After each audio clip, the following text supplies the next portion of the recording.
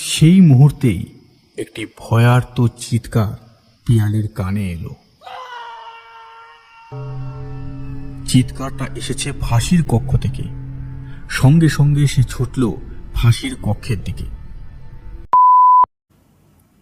বহু পুরনো একটা বাড়ি, দেওয়ালের বহু জায়গায় সিমেন্ট বালির আস্তরণ খসে পড়েছে। ইটগুলো যেন দাঁত বের করে হাসছে। আর সিঁড়িটার অবস্থাও শোচনীয়। বড় মানুষের দাঁতের মতো নড়বড়ে। যে কোনো সময় হড়মড় করে পড়ে গেলে কিছু মাত্র আশ্চর্য হবার নয়। বিলাসবাবু বারান্দায় দাঁড়িয়ে ওপরের দিকে চেয়ে রয়েছে।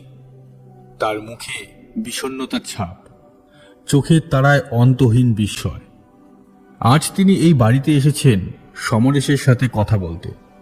কোনোভাবে তিনি তাকে বুঝিয়ে সুঝিয়ে রাজি করাতে এসেছেন, যাতে যত শীঘ্র সম্ভব এ বাড়িটা সমরেশ ছেড়ে অন্যত্র বাড়ি ভাড়া করে চলে যায়।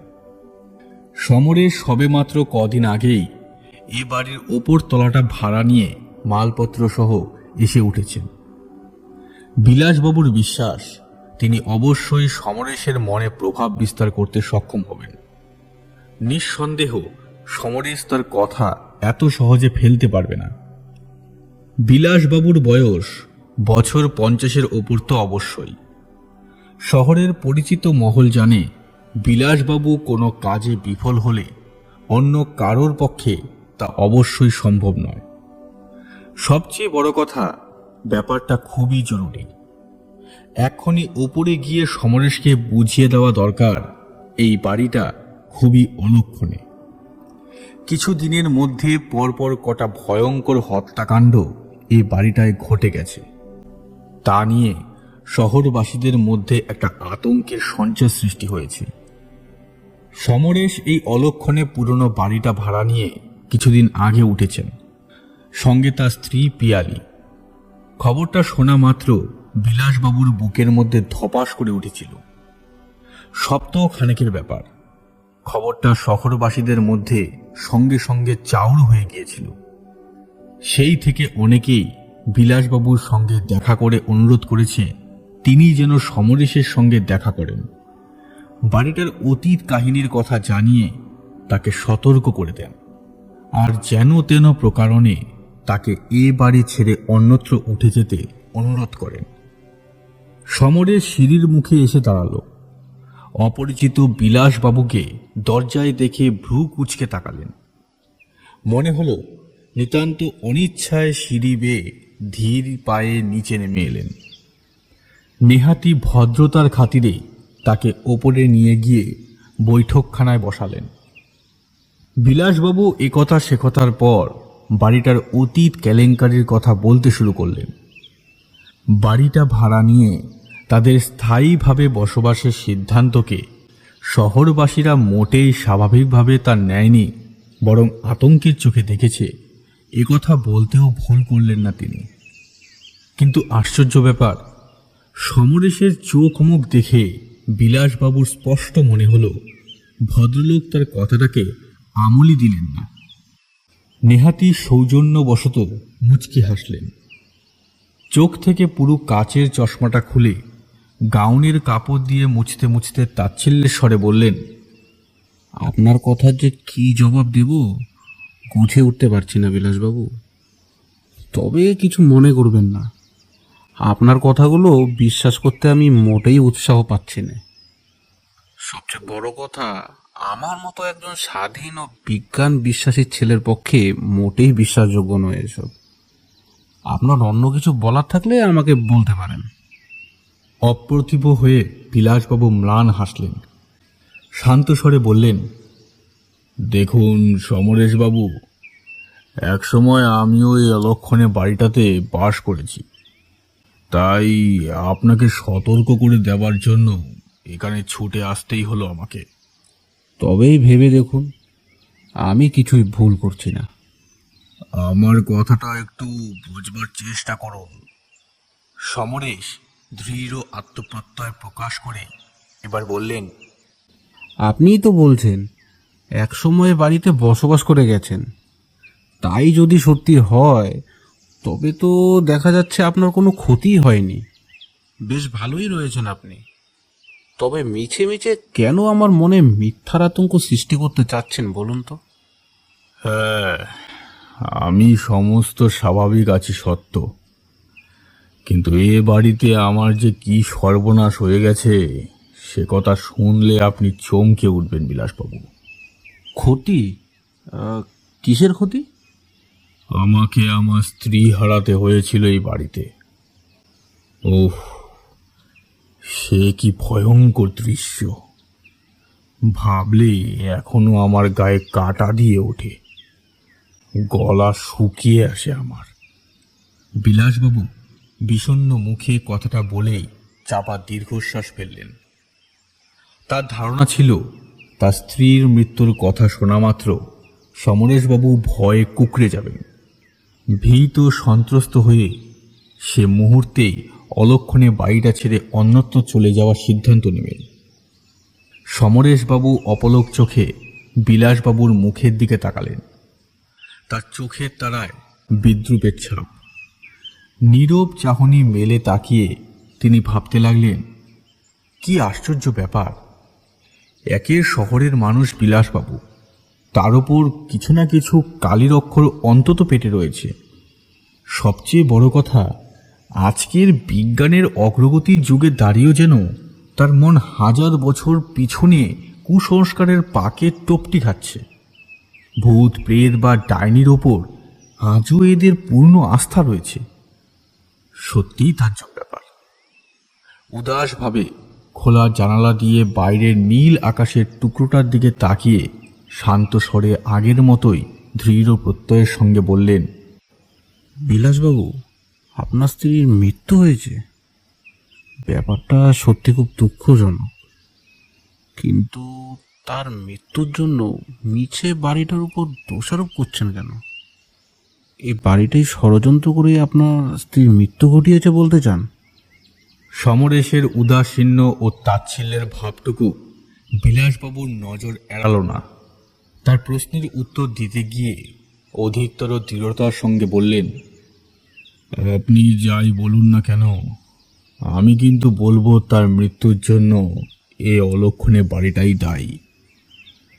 যদি না ভয়ঙ্কর কাণ্ডটা আমি নিজে সচক্ষে প্রত্যক্ষ না করতাম, তবে হয়তো আমিও আপনার মতোই কথাটাকে হেসে উড়িয়ে দিতাম, আর আপনাকে সতর্ক করে দেওয়ার জন্য নিজের কাজ ফেলে এভাবে অবশ্যই ছুটে আসতাম না। সমরেশ নীরব চাহনি মেলে তাকিয়ে রইল বিলাসবাবুর দিকে। তিনি বলে চললেন, সত্যি বলছি, বাড়ি বয়ে অবশ্যই আপনাকে বিরক্ত করতে আসতাম না। সবচেয়ে বড় কথা, আমি আমার স্ত্রীকে কথা দিয়েছিলাম কোনো দিন ভুলেও এ বাড়ির চৌকাঠ টিঙ্গব না। একদিন এ বাড়ির এক ঘরে আমার অদৃশ্য বিড়ম্বতা স্ত্রীর মৃতদেহ পড়ে থাকতে দেখেছিলাম। সে ঘরটা ছিল আমাদের বৈঠকখানা। সমরেশ ঘাড় ঘুরিয়ে তার দিকে তাকিয়ে বলে উঠলেন, হার্টে ব্যামো ছিল বুঝি? তিনি কি হার্ট ফেল করে? না, হার্ট ফেলের ব্যাপার মোটেই নয়। হার্টের ব্যামো ট্যামো কোনোদিনই তার ছিল না। আমোদে হই হুল্লোড় প্রিয় ছিল আমার স্ত্রী। বিভৎস অবস্থায় তার মৃতদেহ মেঝেতে এলিয়ে পড়ে থাকতে দেখে আমি প্রায় উন্মাদের মতো হয়ে ছুটলাম ডাক্তারখানার উদ্দেশ্যে। ডাক্তার এসে বহুভাবে পরীক্ষা করলেন, মন্তব্য করলেন আচমকা আতঙ্ক পেয়ে তার মৃত্যু ঘটেছে। ঘরের মধ্যে এমন কিছু হঠাৎ তার চোখের সামনে ভেসে উঠেছিল যা সহ্য করা তার পক্ষে একেবারে অসম্ভব ছিল। আকস্মিক আতঙ্কই তার মৃত্যুর একমাত্র কারণ। অজানা আতঙ্ক? এমন কি দেখেছিল যে তার মৃত্যু হলো? সে তো নিশ্চিত করে বলা মুশকিল সমরেশবাবু, তবে বাড়িটার ইতিহাস যা জানতে পেরেছিলাম তা হলো বছর 50-এর আগে মনোহর দেশাই নামে এক ভদ্রলোক এ বাড়িতে বাস করতেন। তিনি এক রাতে ওই কক্ষে নিজের স্ত্রীকে নির্মমভাবে হত্যা করেন, তারপর নিজে আত্মহত্যা করেন। পরদিন সকালবেলা বাড়িতে কারোর কোনো সাড়া শব্দ না পেয়ে প্রতিবেশীদের কেমন একটা সন্দেহ হয়। বেলা বাড়ার সঙ্গে সঙ্গে তাদের সন্দেহ প্রগাঢ় হতে থাকে। প্রতিবেশীদের কয়েকজন কৌতূহলী মন নিয়ে বাড়ির ভেতরে ঢুকে যায়। ডাকাডাকি করে কারো সাড়া শব্দ না পেয়ে এঘর সেঘর খুঁজে তারা সেই কক্ষের দরজার কাছে গিয়েই থমকে যায়। দেখে সেই বাড়ির স্ত্রীর মৃতদেহ ঘরের মেঝেতে এলিয়ে পড়ে রয়েছে, আর মনোহরের দেহটা সেই ঘরের ছাদের সঙ্গে ঝুলছে। সমরেশ এবারও চোখের তারায় অবিশ্বাসের ছাপ এঁকে বিলাসবাবুর মুখের দিকে তাকালেন। বিলাসবাবু বলে চললেন, সমরেশ বাবু, আপনি হয়তো আমার এ কথাটাকেও হেসে উড়িয়ে দেবেন, তবে আমি না বলে পারছি না। আজও এ বাড়ির ওই ঘরটায় মনোহরের মৃতদেহটাকে ঝুলে থাকতে দেখা যায়, আর দেখা যায় এক স্ত্রীলোকের ফ্যাকাশে বিবর্ণ মৃতদেহ ঘরের মেঝেতে এলিয়ে পড়ে থাকতে। বীভৎস ভয়ঙ্কর সে দৃশ্য প্রত্যক্ষ করলে গায়ের রক্ত হিম হয়ে আসতে বাধ্য। সমরেশ এবার ম্লান হেসে বললেন, বিলাসবাবু, আপনার বর্ণিত কাহিনীটা বটতলার লেখকদের সস্তা দামের ভূতের গল্পের মতন নয় কি? নিছকই একটা কাল্পনিক কাহিনী। আমিও এ বাড়িতে আসার পর ঘটনাকে প্রথম প্রথম আপনার মতোই হেসে উড়িয়ে দিয়েছিলাম সমরেশবাবু। তারপর একদিন নিজের চোখে মনোহরের ঝুলন্ত দেহটা আর মেঝেতে এলিয়ে পড়ে থাকা তার স্ত্রীর দেহটা দেখে আমার চক্ষু কর্ণের বিবাদ ভঞ্জন হলো।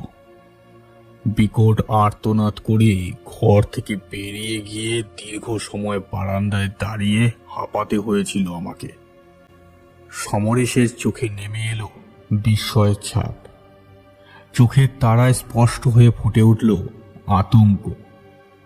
একটু আগের তার সেই অবিশ্বাস আর বিদ্রুপটুকু যেন হাওয়ায় মিলিয়ে গেল। ক্ষীণ কণ্ঠে উচ্চারণ করলেন, তাই বুঝি? ঠিক তাই। ফাঁসি কক্ষের সিলিংয়ের আড়াআড়ি যে কড়িকাঠটা আছে তার সঙ্গে ঝুলছিল মনোহরের দেহটা। দুর্ঘটনার পরের দিন প্রতিবেশীরা নাকি মৃতদেহটাকে সেখানে ঠিক তেমন ভাবেই ঝুলে থাকতে দেখেছিল। সে ঘরের ভয়ঙ্কর সে দৃশ্যটার বিবরণ আপনাকে বুঝিয়ে বলার মতো ভাষা আমার নেই। তারপর থেকেই প্রায়ই সে ভয়ঙ্কর দৃশ্যটা আমার চোখের সামনে ফুটে উঠত। যতবারই দেখতাম ততবারই আতঙ্কে আমার সংজ্ঞালোপ পাবার উপক্রম হতো, আর স্নায়ুর ওপর চাপ পড়ত অস্বাভাবিক। আপনার জায়গায় যদি আমি হতাম তবে লাখ টাকার বিনিময়েও এ বাড়িতে একটা রাত্রি কাটাতেও রাজি হতাম না। আর মেঝেতে এলিয়ে পড়ে থাকা সেই মহিলার দেহটার কথা আপনাকে নাই বা বললাম। তার মুখটা চকের মতো সাদা, অস্বাভাবিক রকম বিকৃত। চোখের মণি দুটো যেন ঠিকরে বেরিয়ে আসতে চাইছে। নিজের দেহের দিকে তাকিয়ে এবার বললেন, এই দেখুন, ভয়ঙ্কর সে দৃশ্যটার কথা ভাবলেই আমার গায়ে কেমন কাঁটা দিয়ে উঠছে। সমরেশের মুখে বিষাদের ছায়া নেমে এলো। অকস্মাৎ তিনি যেন ফুটো বেলুনের মতো চিপসে গেলেন। দীর্ঘশ্বাস ফেলে কয়েক মুহূর্ত পায়ের বুড়ো আঙ্গুল মেঝেতে ঘষতে ঘষতে নীরবে ভাবতে লাগলেন, এই বাড়িটা ভাড়া নেবার পরিকল্পনার কথা শুনে আশপাশ থেকে অনেকেই উপযাচক হয়ে এগিয়ে এসেছিল। বাড়িটা ভাড়া না নেবার জন্য বহুভাবে পরামর্শ দিয়েছিল, সতর্ক করেছিল। কারোর কথাতে কর্ণপাত করেননি তিনি। বাড়িটা পছন্দ হওয়ায় এখানেই উঠে এসেছিলেন। সমরেশকে আনমনা দেখে বিলাসবাবু বিমর্ষ হলেন। ভাবলেন, ভদ্রলোককে সতর্ক করতে যা যা করা দরকার সবই তিনি করেছেন, আর কিছু করা তার সাধ্যাতীত। অন্য কোনো উপায় না দেখে হতাশ মনে দরজার দিকে দুপা এগিয়ে গেলেন। কি কথা ভেবে থমকে দাঁড়িয়ে পড়লেন তিনি। ঘাড় ঘুরিয়ে পেছনে তাকালেন, বললেন, আপনি যদি কথা দেন রাখবেন তবে একটা অনুরোধ করতাম। অনুরোধ? সম্ভব হলে অবশ্যই রাখার চেষ্টা করব। রীতিমতো অধৈর্য ভরে কথাটা জুড়ে দিলেন সমরেশ। আশা করি এমন কিছু অসঙ্গত ও অসম্ভব কিছু বলবো না যা আপনার পক্ষে রাখা সম্ভব নয়। কি আপনার অনুরোধ বলুন। কথা দিন, ওই ফাঁসি কক্ষে ঢুকে যদি কখনো দেখেন ঘরটা হঠাৎ অস্বাভাবিকভাবে দুলে উঠেছে এবং তারপর ওটা সচল হয়ে উঠেছে, তার মুখের কথা কেড়ে নিয়ে সমরেশ বলল, ঘরটা সচল হয়ে ওঠে? কি বলছেন, ঠিক বুঝলাম না তো। যদি দেখেন ঘরটা চলতে শুরু করেছে, ঠিক তখনই যত শীঘ্র সম্ভব ঘর ছেড়ে বেরিয়ে যাবেন। চোখে মুখে আতঙ্কের ছাপ এঁকে সমরেশ তাকিয়ে রইল বিলাসবাবুর দিকে। বিলাসবাবু বলে চললেন, এ বাড়ির ওপর ভয়ঙ্কর একটা বিভীষিকা প্রত্যক্ষভাবে কাজ করে চলেছে। সত্যি কথা বলতে কি, ঘরটা সচল হয়ে ওঠার পর বাড়ি ছেড়ে পালিয়ে যাওয়া বাস্তবিকই সাধ্যাতীত ব্যাপারই বটে, তবে চেষ্টা অবশ্যই করতে হবে। বিলাসবাবু, আপনার বক্তব্য কিন্তু আমার কাছে এখনো পরিষ্কার হলো না। যদি অনুগ্রহ করে আরো একটু খোলসা করে বলেন। খোলসা করে বলার আর কি বা থাকতে পারে বলুন? যদি নেহাতি এ বাড়িতে থাকেন তবে তো সব কিছু সচক্ষে প্রত্যক্ষ করতে পারবেনি। তবে আমি এ আশা নিয়ে যাচ্ছি আপনার মত হয়তো বদলাতেও পারে। কথা বলতে বলতে বিলাসবাবু চৌকাঠ ডিঙ্গিয়ে বারান্দায় পা দিলেন। বিলাসবাবু বিদায় নিলে সমরেশবাবু পাথরের মূর্তির মতো নিশ্চল নিথরভাবে দাঁড়িয়ে রইলেন। তার ফুসফুস নিংড়ে চাপা দীর্ঘশ্বাস বেরিয়ে এল। পাশের ঘরে গিয়ে দরজাটা বন্ধ করে খাটের ওপর বসে পড়লেন। বিলাসবাবুর কথাগুলো নিয়ে আকাশ পাতাল ভাবতে লাগলেন তিনি।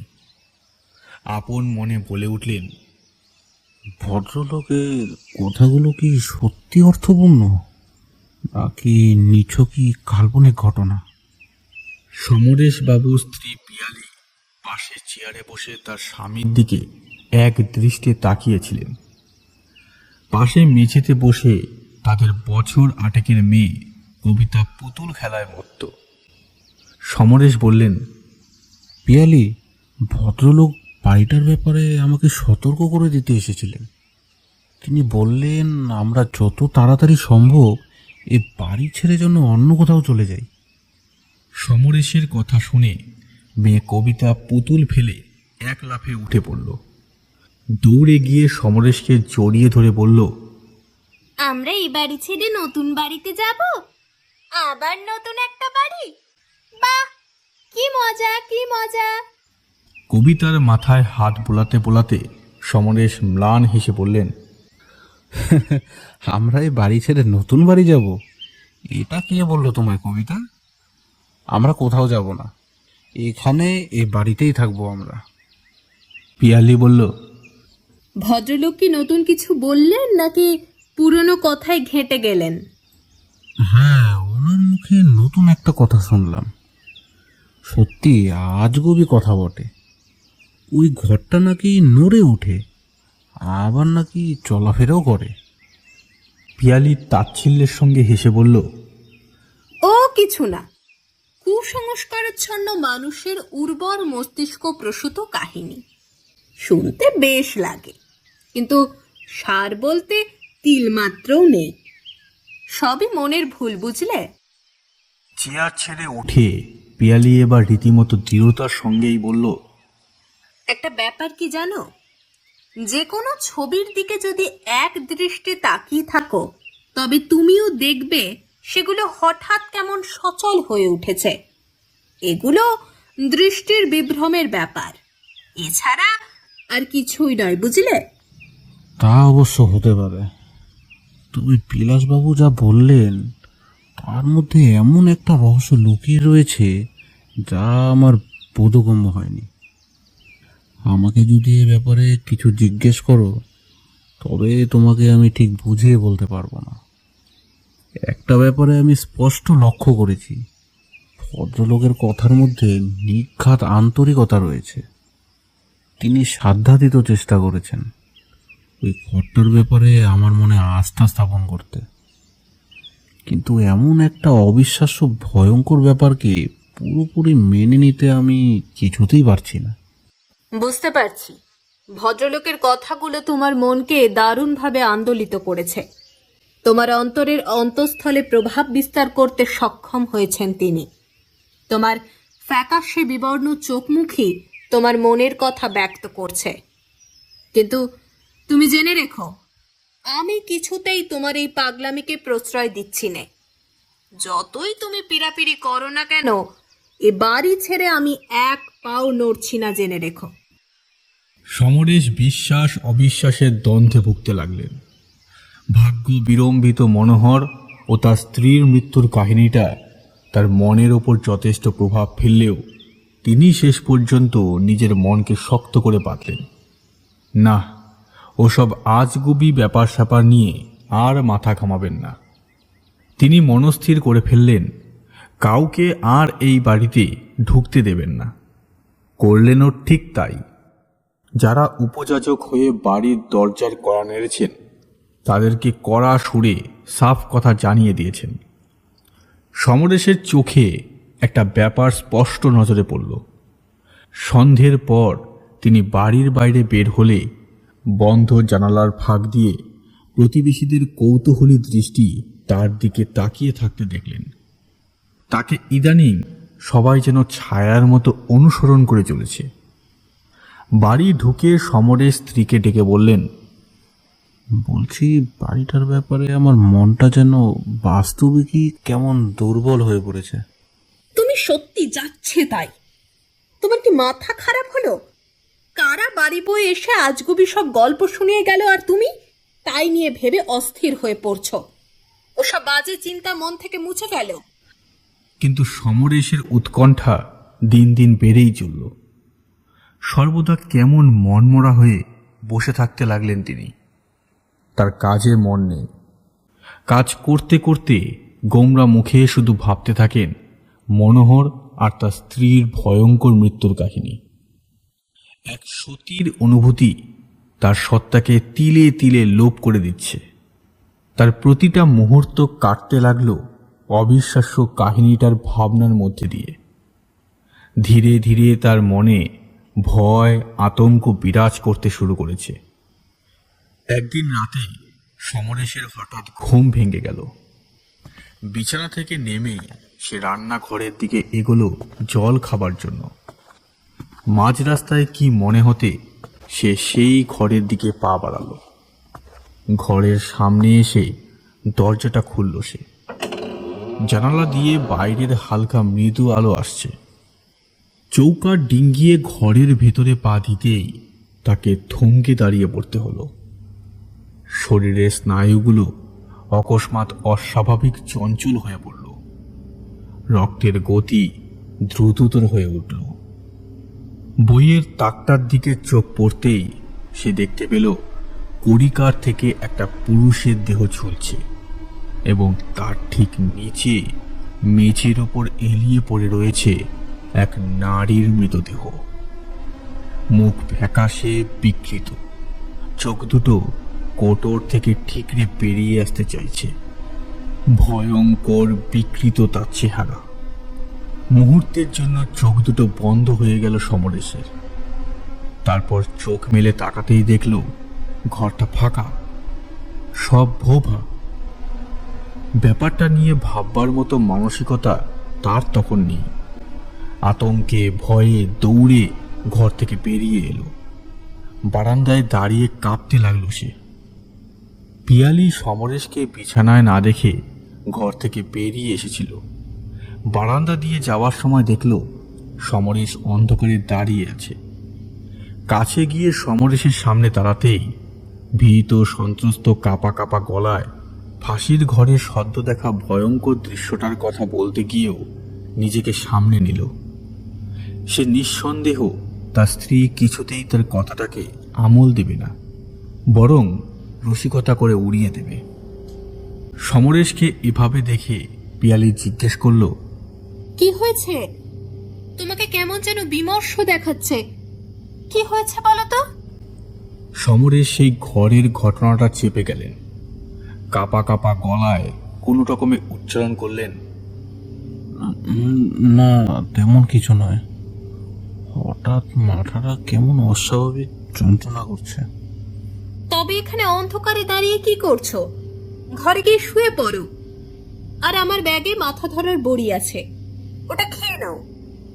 সমরেশ আর কথা না বাড়িয়ে নিজের ঘরের দিকে চলে গেল। একটু পরে পিয়ালি তার ব্যাগে হাত দিয়ে দেখল তার স্বামী বড়িটা নেয়নি। সেটা দরকার তার পড়েনি। সেদিন অনেক রাত্রি পর্যন্ত অস্থিরতার মধ্যে কাটালো সমরেশ। প্রায় মাঝরাত্রি পর্যন্ত নির্ঘুম অবস্থায় কাটিয়ে একসময় তন্দ্রা ভাব এলো। ফাঁসি ঘরের ভয়ঙ্কর দৃশ্যটা স্বপ্নে দেখল সে। তন্দ্রা কেটে গেল। এক লাফে অন্ধকার বিছানায় উঠে বসে পড়ল। আর তার ঘুম এলো না। বাকি রাত্রিটুকু নিরবিচ্ছিন্ন আতঙ্কের মধ্যেই কাটাতে হলো তাকে। আরও কয়েকদিন এভাবেই কেটে গেল। সমরেশ ফাঁসি ঘরের ভয়ঙ্কর সে দৃশ্যটা প্রায়ই দেখতে লাগলো। ব্যাপারটা এতদিন স্ত্রী পিয়ালির কাছে সতর্কতার সঙ্গে এড়িয়ে গিয়েছিল। পরিস্থিতি শেষ পর্যন্ত এমন হলো যে তার কাছে আর সেটা গোপন করতে পারল না। এক বিকেলে বলেই ফেলল, পিয়ালি, আমি সত্যি দেখেছি। সে ঘরে আমি তাকে সত্যি দেখেছি। ওহ, ভাবলেই আতঙ্কে আমার বুক পর্যন্ত শুকিয়ে কাঠ হয়ে যায়। দেখেছো? কি দেখেছো? কি ব্যাপার বলো তো? মনোহর আর তার স্ত্রীকে গলা টিপে হত্যা করে শেষ পর্যন্ত আত্মঘাতী হয়েছিল। ফাঁসি ঘরে আমি তাদের ভয়ঙ্কর সেই দৃশ্য দেখেছি। কেন মিছে ব্যাপারটাকে নিয়ে তুমি ভেবে আকুল হচ্ছ আমি ভেবে পাচ্ছি না। ব্যাপারটা নিছকই কল্পনা, তোমার মনের দুর্বলতা ছাড়া আর কিছুই নয়। আমার কিন্তু ভালো ঠেকছে না পিয়ালি। মনে হয় বাড়িটা ছেড়ে অন্যত্র চলে গেলেই ভালো হবে। তোমাকে নিয়ে আর পারি না। পাগলের মতো তখন থেকে কি যে বকে চলেছ আমার মাথায় কিছুই আসছে না। কে কি বলে গেল তা নিয়ে পাগলের মতো প্রলাপ বকতে শুরু করে দিয়েছ। কোথায়? আমি তো কোনো কিছুই দেখলাম না। বিশ্বাস করো পিয়ালি, আমি নিজের চোখে দেখেছি। তাদের সে বিভৎস চেহারা নিজের চোখে দেখেছি বলেই তো তোমাকে আমি বলছি। দৃঢ়তার সঙ্গে এক নিঃশ্বাসে কথাগুলো বলে গেলেন সমরেশ। তবুও আমি বলবো তুমি ভ্রান্ত ধারণার বশবর্তী হয়ে এমন সব কথা বলছো। আসলে আমাদের পাশের রাস্তার বিজলি বাতির আলো এমনভাবে ফাঁসি ঘরটায় ঢোকে যার ফলে লম্বাটে একটা ছায়ার সৃষ্টি হয়। তারই ফলে হঠাৎ দেখলে মনে হয় কড়িকাঠ থেকে কি যেন ঝুলছে। ছায়াটা আমিও যে দেখিনি তা নয়। আর সেটা ভেবেই তুমি আতঙ্কে এমন মুষড়ে পড়বে আমি কিন্তু স্বপ্নেও ভাবিনি। ঠিক আছে, আমি আজ রাতে তোমার সঙ্গে সে ঘরে যাব। দেখব কোথায় মনোহর আর কোথায় বা তার স্ত্রীর দেহ।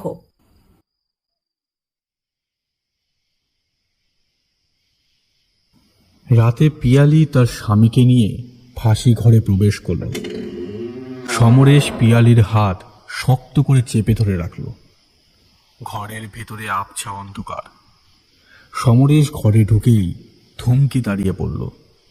আবার সেই ঝুলন্ত দেহ তার চোখের সামনে ভেসে উঠল, আর মেঝেতে পড়ে আছে সেই মৃত স্ত্রীর দেহ। সমরেশ ভয়ে আরো শক্ত করে পিয়ালির হাত চেপে ধরে বলল, কি এবার আমার কথা বিশ্বাস হলো তো? পিয়ালির চোখে কিন্তু কোনো কিছুই পড়ল না। সে বলল, কোথায়? আমি তো কিছুই দেখতে পারছি না, ঘর তো একদম ফাঁকা। আমি এখনো বলছি, ওসব তোমার মনের ভুল। মিথ্যা আতঙ্কে তুমি নিজেকে কষ্ট দিচ্ছ। সে কি, তুমি তুমি কিছুই দেখতে পাচ্ছ না? ওই যে ওই যে ওটা ঝুলছে, দেখতে পাচ্ছ না? পর মুহূর্তেই ছায়া মূর্তি দুটো মিলিয়ে গেল। তুমি আতঙ্কের রোগে ভুগছ। এমন অবস্থা হয়েছে তোমার যে একটা দড়িকে দেখেও সর্প বলে ভ্রম হবে। চাপা দীর্ঘশ্বাস ফেলে সমরেশ বলল, তুমি যা খুশি বলতে পারো পিয়ালি, আমি বলে রাখছি, এ বাড়িতে আমি আর থাকছি না। এখান থেকে চলেই যাব। দরকার হলে গাছতলায় গিয়ে থাকবো, তবুও এই বাড়িতে আমি আর থাকবো না। আমি কিন্তু তোমার প্রস্তাবকে মোটেই মানতে পারছি না। যার আতঙ্কে তুমি বাড়ি ছেড়ে পালাতে যাচ্ছ, তার মুখোমুখি দাঁড়িয়ে সমাধানের একটা উপযুক্ত পথ খুঁজে বের করতে পারছো না। সমরেশ একটু দমে গেল, নিজের মনকে শক্ত করে বাঁধল। ঠিক আছে পিয়ালি, তোমার কথাই মেনে নিলাম।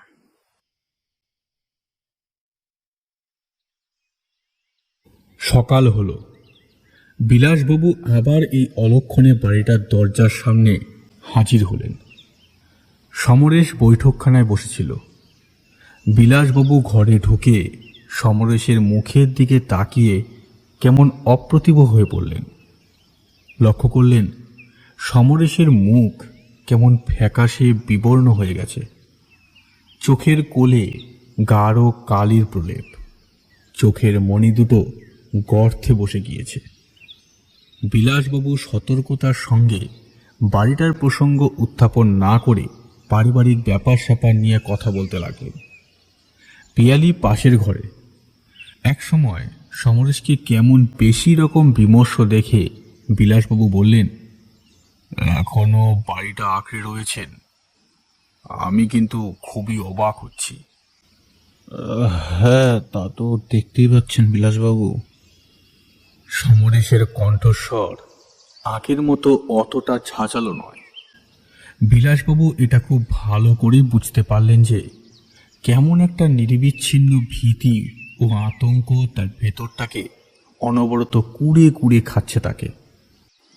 বিলাসবাবু এবার বললেন, আপনি ভয়ঙ্কর সে দৃশ্যটা সচক্ষে প্রত্যক্ষ করেছেন, তাই না? আমি আবারও উপযাজক হয়ে ছুটে এসেছি পুরনো সে অনুরোধটা তুলে ধরতে। আমি বলছি, আপনি এই অলক্ষণে বাড়িটা ছেড়ে অন্যত্র চলে যান। সেই ঝুলন্ত দেহটাকে যখন দেখেছেন, তখন ফাঁসি কক্ষটাকেও সচল হয়ে উঠতে অবশ্যই দেখতে পাবেন।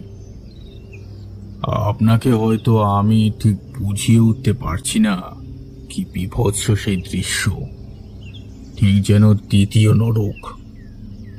একবার যদি দৃশ্যটা আপনার মনে প্রভাব বিস্তার করতে পারে, তবে যে কি ভয়ঙ্কর পরিণতি হবে তা আপনি অনুমানও করতে পারছেন না। আমি যে সে দৃশ্য দেখেছি তা আপনি জানলেন কি করে? আপনার চোখ মুখের অবস্থা দেখেই স্পষ্ট বুঝতে পারছি।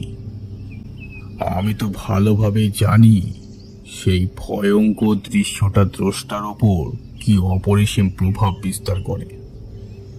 আমি ঝুলন্ত সে বিভৎস লোকটাকে নিজের চোখে দেখেছি, আর মেঝেতে এলিয়ে পড়ে থাকা সে মহিলার বিকৃত চোখ মুখটাও প্রতিনিয়ত আমার চোখের সামনে ভেসে উঠতে দেখেছি। সব থেকে বড় কথা, আমার স্ত্রীর ভয়ঙ্কর সে মুখটার কথা আমি জীবনের শেষ দিন পর্যন্ত মন থেকে মুছে ফেলতে পারবো না। তার গলায় বসে যাওয়া গাঢ় লাল দাগ, কোটর থেকে বেরিয়ে আসা বড় বড় চোখের মণি দুটো, বিকৃত মুখে বেরিয়ে আসা জীব যেন আমার চোখে আজও স্পষ্ট ভাসছে। কাপা কাপা গলায় সমরেশ এবার বলল, হ্যাঁ, আমি তাদের দুজনকেই দেখেছি বিলাসবাবু, কিন্তু আমার স্ত্রী কোনো কিছুই দেখেনি। সে কোনোভাবে বিশ্বাস করতে চাইছে না আমার কথা। গতকাল সে আমার সঙ্গে সেই ঘরে গিয়েছিল, আমি স্পষ্ট দেখলাম সে ঝুলন্ত দেহটাকে, কিন্তু সে কোনো কিছুই দেখতে পেল না। আপনি বলুন, এটা কি আশ্চর্যজনক ব্যাপার নয়? তিনি কি বললেন তখন? আগের মতো তখনও ব্যাপারটাকে হেসে উড়িয়ে দিল। তার ছেলের সঙ্গে বলল, এ নাকি সম্পূর্ণ আমার দুর্বল মনের ব্যাপার স্যাপার ছাড়া আর কিছুই নয়। দেখুন সমরেশ বাবু, আমার মনে হয় তিনি হয়তো চান না আপনি এ অলক্ষণে বাড়িটা ছেড়ে অন্যত্র চলে যান। কি বলছেন আপনি? আমার বিশ্বাস আপনার স্ত্রী ওই ঘরে খুব বেশি যাতায়াত করেন, তার ফলে হয়তো সেই অভিশপ্ত আত্মা তার উপর প্রভাব বিস্তার করেছে। যদি অনুসন্ধিৎসু দৃষ্টিতে একটু লক্ষ্য করেন, তবে আমার কথার সত্যতা উপলব্ধি করতে পারবেন। আমি বলতে বাধ্য হচ্ছি সমরেশ বাবু, আপনারা এ বাড়িতে থাকলে দুর্ঘটনার কবলে পড়ে মৃত্যুর শিকার হবেন। বিলাসবাবুর তাৎপর্যপূর্ণ কথাগুলো সমরেশের মনের মধ্যে বিশেষ প্রভাব বিস্তার করল। আকস্মিক ভীতি ও আতঙ্কে তার মুখ চোখের মতো ফ্যাকাশে হয়ে গেল, চোখ দুটো নিষ্প্রভ হয়ে এলো। মুহূর্তে কেমন যেন মূর্ছে পড়লেন। কথা বলার মতো সামান্যতম শক্তিও যেন তার মধ্যে অবশিষ্ট নেই। তবু ক্ষীণ কণ্ঠে বললেন, আমি বিশ্বাস করি না বিলাসবাবু। আমার স্ত্রীর ব্যাপারে এসব কি বলছেন আপনি? পিয়ালির সম্বন্ধে আপনি যা কিছু বললেন, এসবই ডাহা মিথ্যে। বিলাসবাবু এত সহজে দম্বার পাত্র নয়। তিনি বললেন, আপনি যাই বলুন না কেন সমরেশ বাবু, আমি কিন্তু আমার বক্তব্যের একটা শব্দ উঠিয়ে নিতে পারছি না। আমি আবারও বলছি, দয়া করে এই অলক্ষণে বাড়িটা ছেড়ে চলে যান। আগামীকাল ভয়ঙ্কর সেই দিন, যেদিন এই অভিশপ্ত বাড়িতে সেই দুটো দুর্ঘটনা ঘটেছিল। আগামীকাল কিছুতেই আপনার এই বাড়িতে থাকা উচিত নয়। তাই বলছি, আপনি এ বাড়ি ছেড়ে চলে যান। বিলাসবাবুর কথা শেষ হবার আগেই পিয়ালি ঘরে ঢুকলো। তার দিকে কটাক্ষ দৃষ্টিতে তাকালো। কোনো কথা না বলে মুহূর্তকাল দাঁড়িয়ে থেকে ঘর ছেড়ে পিয়ালি বেরিয়ে গেল। বিলাসবাবু ইঙ্গিতে সমরেশকে পিয়ালির আচরণের এই বিশেষ দিকটির প্রতি দৃষ্টি আকর্ষণ করার চেষ্টা করলেন। সমরেশবাবু তার পরের দিন বিলাসবাবুর বাড়িতে হাজির হলেন। এ কথা সে কথার পর নিজেই উৎসাহী হয়ে অলক্ষণে বাড়িটার প্রসঙ্গ উত্থাপন করলেন। তিনি কোনো রকম ভূমিকা না করে বললেন, বিলাসবাবু, আমি কিছুতেই ভাবতে পারছি না পিয়ালি কেন বাড়িটা ছাড়তে কিছুতে রাজি নয়, আর কেনই বা সে কড়ি কাঠের সে ঝুলন্ত বিকৃত দেহটাকে দেখতে পাচ্ছে না। এসবের পেছনে কি যে গভীর রহস্য লুকিয়ে রয়েছে, আমার মাথায় তো কিছুই আসছে না। আমি তো কালের সামান্য ইঙ্গিত দিয়েছিলাম আপনাকে। আমার সতর্ক বাণীকে মাথায় রেখে যদি আপনি ব্যাপারটা নিয়ে সামান্য চিন্তা ভাবনা করেন, তবেই তার উদ্দেশ্যটা আপনার কাছে ফাঁস হয়ে যাবে। আমি এখন কি করব বলুন তো? কি করে সেই বাড়ি থেকে নিজেকে এবং নিজের পরিবারকে বাঁচাবো? দেখুন, আমি শুধু এটাই বলবো, আজ রাত হওয়ার আগে যেভাবেই হোক আপনি ওই বাড়ি ছেড়ে দিন। এটাই আপনাদের কাছে একমাত্র উপায়। বিকেলের দিকে বিলাসবাবু সমরেশের বাড়িতে এলেন। পিয়ালি বাড়িতেই ছিল। তিনি কোনো ভনিতা না করে সোজা পিয়ালিকে বললেন, আমার মনে হয় কোনো দুর্ঘটনা ঘটার আগে আপনাদের এই বাড়ি ছেড়ে চলে যাওয়া উচিত। আমি নিঃসন্দেহ এ বাড়িতে অশুভ আত্মা। কথাটা শেষ করতে পারে না বিলাসবাবু, তার আগেই পিয়ালি বলে ওঠে, বাজে কথা।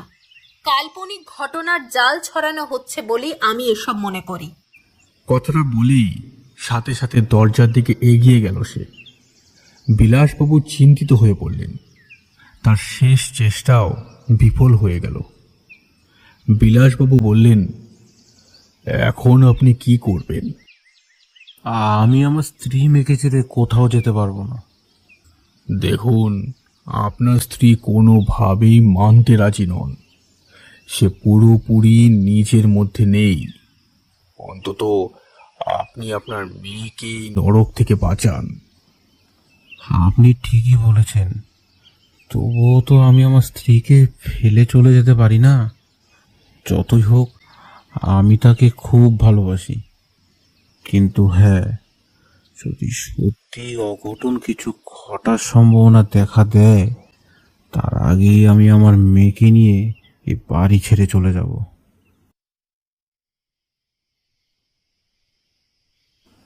সন্ধে পেরিয়ে রাত হয়ে গেল। সময়ের সাথে সাথে সমরেশের মন আরো দুর্বল হয়ে পড়ল। এক অজানা আতঙ্কে তার দম বন্ধ হয়ে আসছে। এক সময় সে পিয়ালিকে বলল, আমার মনটা কেমন জানি করছে, খুব ভয় করছে আমার। চলো, এই বাড়িতে এক মুহূর্ত থাকবো না। আমরা এখনই এই অলক্ষণে বাড়ি ছেড়ে চলে যাই। তুমি শেষ পর্যন্ত একটা কাল্পনিক অলৌকিক ঘটনাকেই পুরোপুরি মনে গেঁথে ফেলেছ। তুমি দেখছি একেবারে ভেঙে পড়েছ।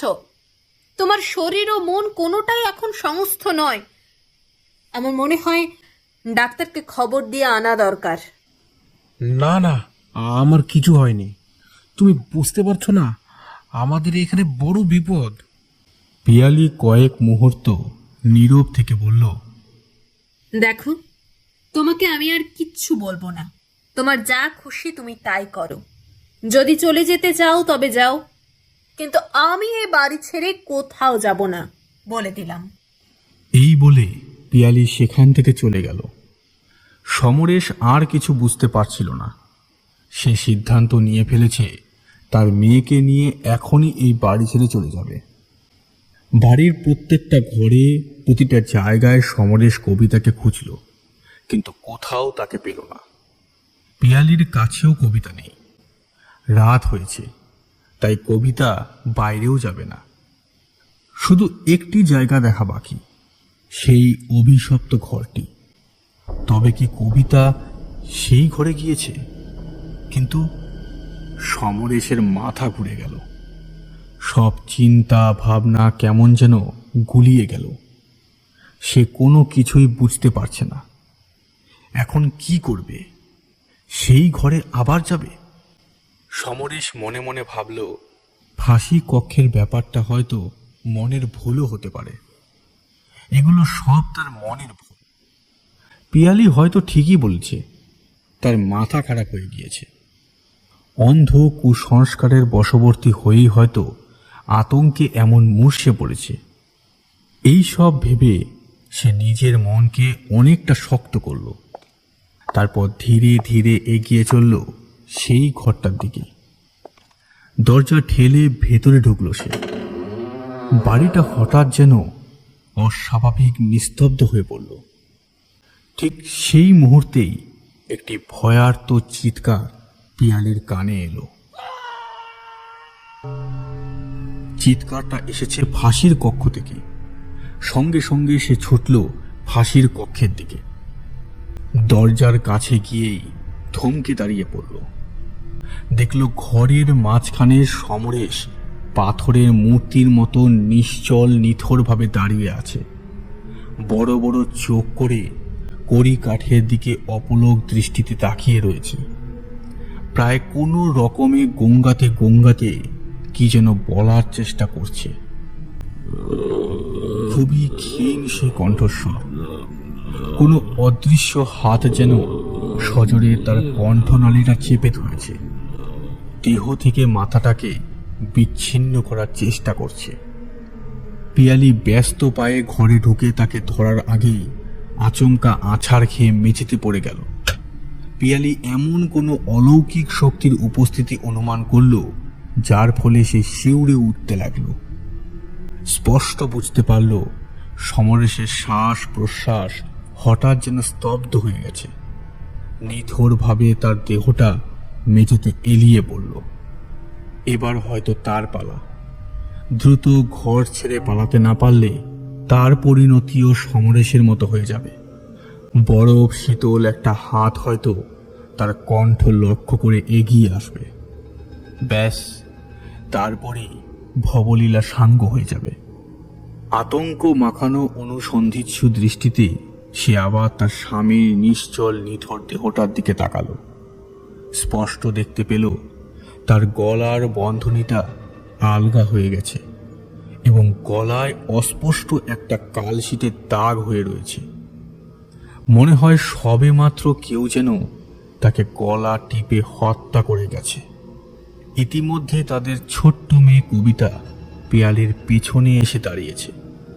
সে কৌতূহলাপন্ন হয়ে বলে উঠল, আবার কি এই ঘরটাকে ঘোরাবে? বলো না, ঘোরাবে নাকি? আমি এটাকে ঘুরতে দেখেছি, এই তো একটু আগেই দেখলাম। 2-3 বার দুলাই ঘুরতে লাগলো। না না, ঘোরেনি, দোলেনি, কোনো কিছুই হয়নি। কথা বলতে বলতে সে ছোট্ট মেয়ে কবিতার ওপর উন্মাদিনীর মতো ঝাঁপিয়ে পড়ল। কবিতা আর্তনাদ করে উঠল। পিয়ালি কবিতাকে বারবার ঝাঁকুনি দিয়ে চিৎকার করে বলে উঠল, তুই কিছুই দেখিসনি কবিতা, কিছুই দেখিসনি তুই। সব ভুল, সব মিথ্যে। পিয়ালি পাগলের মতো চিৎকার করতে করতে কবিতার হাত দুটো শক্ত করে চেপে ধরে তাকে সজোরে ঝাঁকুনি দিতে লাগলো। শোন শোন শোন না, আমার কথা শোন। বিশ্বাস কর, বিশ্বাস কর, তুই কিছুই দেখিসনি, কিছুই দেখিসনি তুই, কিছুই না।